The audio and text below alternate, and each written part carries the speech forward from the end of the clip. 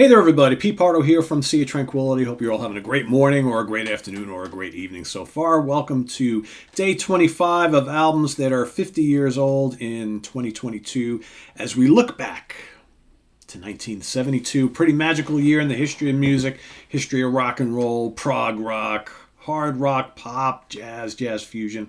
A lot of really great recordings came out in 1972. So all month I've been looking at some of my favorites. As I've said, as we get later on in the month here, it's the final week. My absolute top favorites of 72 are coming at you right now. So today is going to be one of those kind of two for days, right? So as we spoke about before, there were a handful of bands who actually released two classic albums in 1972, including this one that I'm going to talk about here. And I couldn't leave either one of these albums out. So we're going to get to both of them. We're going to talk about both of them here on this particular day, on day 25. So the first one of the two, released May 19th of 1972, produced by Jerry Braun for the Bronze and Island/Mercury labels. I'm talking about the fourth album from Uriah Heap. That's right. One of the great UK heavy rock bands of all time. One of my favorite bands of all time. An absolute classic. Most people generally cite this. If it's not their best album, it's their second best. I don't know, or their favorite, right? I guess, best is kind of relative, but it's, most people generally point to Demons and Wizards with that great Roger Dean cover as their favorite Uriah Heap album.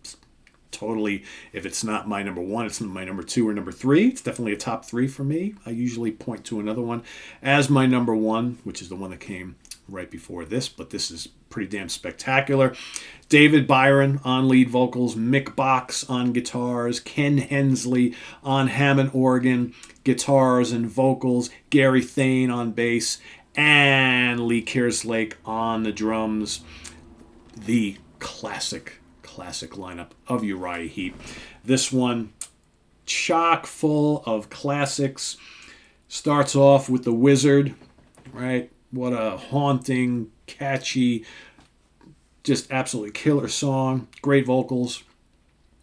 Just great way to start the album off. Then you got the hard rockin' Traveler in Time.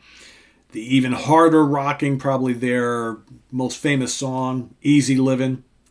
Tons of Hammond organ and chunky guitars on this, and all the vocal interplay, all the guys doing the a cappella vocals.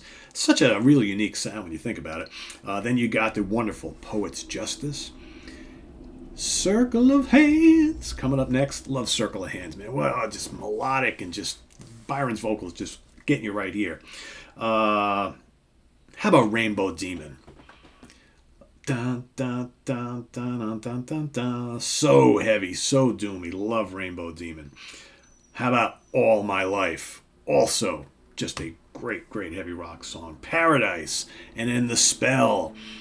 Great Mick Box wah-wah guitars here. I mean, it's just such a great album. Just such a really great album from the band. Like I said, it's easily a top three album from these guys. The band really peaking at this point. But you know what? That's not all they would do in this particular year, because they would come back in November 1st of the same year. Same producer, same record labels, same lineup.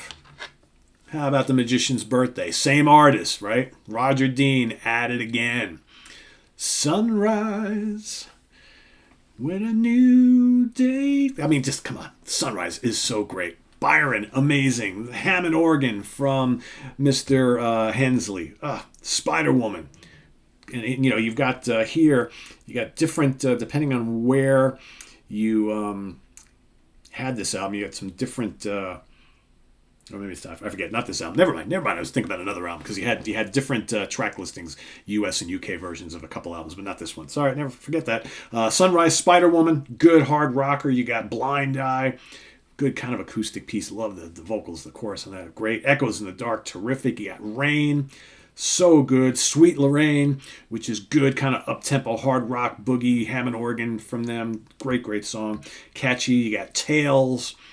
And then, of course, the epic Magician's Birthday, which is just a haunting, mystical slice of psychedelic, hard rock, prog rock type of thing. So good. I've always liked this one a little more than this one. This is definitely, I think, a heavier album. This is more of a kind of a very proggy album from the band. There's a little bit of folky textures on here. There's definitely some psych and pop, but they're both, they kind of go hand in hand. To me, these two albums are like the twins. They almost they belong together. And maybe a look at yourself as well from the previous year. But more importantly, it's like these are the two Roger Dean albums. They both were done the same year. Definitely certain stylistic feels on the both of them. But I think they, like I said, they go hand in hand. It would be hard to separate them in a show like this. And yeah, magical stuff. Uriah Heap. Friday Night in Birmingham. Of course, we got that great live album that comes out the following year in 1973. So again, continuing on, classic album, one after another after another. Really think about the run of these guys. I mean, pretty intense when you think about it. You got Very Heavy, Very Humble in 1970. You got Salisbury, 71. Look at Yourself, also in 71. Demons and Wizards and The Magician's Birthday, 72. You got the live album in 73. You got Sweet Freedom in 73. Wonder World, 74. Return to Fantasy, 75. High and Mighty, 76. And then, of course, Byron's Gone. In comes John Lawton. And then you've got Firefly, 77. Innocent Victims, 77. And Fallen Angel in 78. So it's an amazing run of albums there. And while, the quality, for me, the cream of the crop starts at Very Heavy, Very Humble.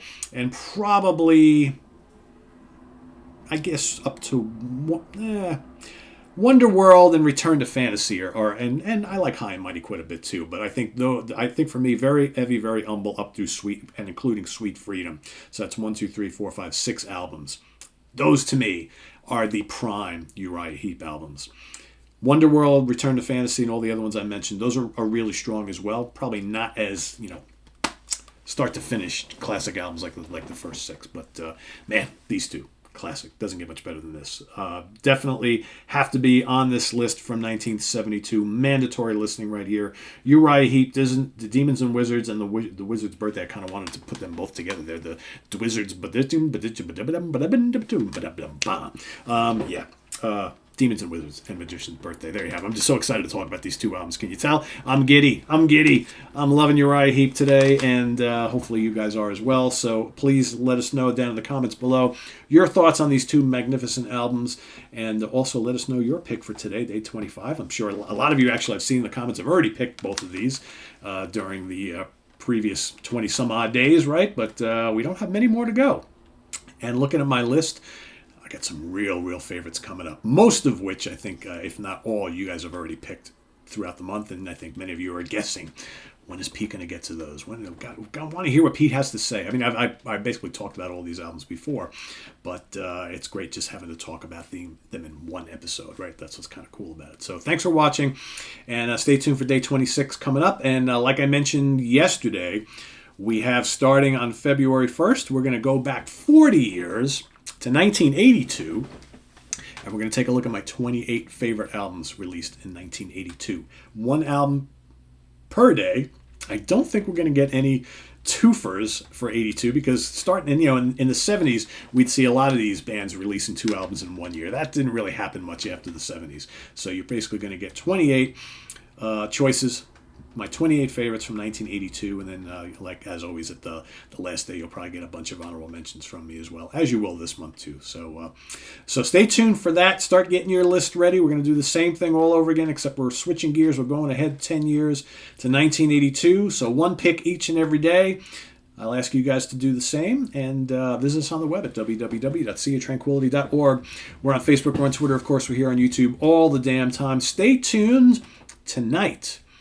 In the Prague seat, myself and the panelists are going to be talking about our favorite and least favorite Genesis album. Each one of us will pick our favorites, and we'll talk our favorite and our least favorite from the Genesis catalog. So that's coming up tonight on In the Prague seat. Stay tuned for that and a lot more. Please subscribe if you haven't already and click on that notification bell. We've got the links below to our Ko-Fi page for channel donations, the link to our merch page for all sorts of cool Sea of Tranquility stuff, and also the link to our webzine. So thanks for watching. I am Pete Pardo. We'll see you later on and tomorrow morning and the day after that and the day after that and the day after that, because, of course, we are here all the damn time. Thanks for watching. Bye-bye.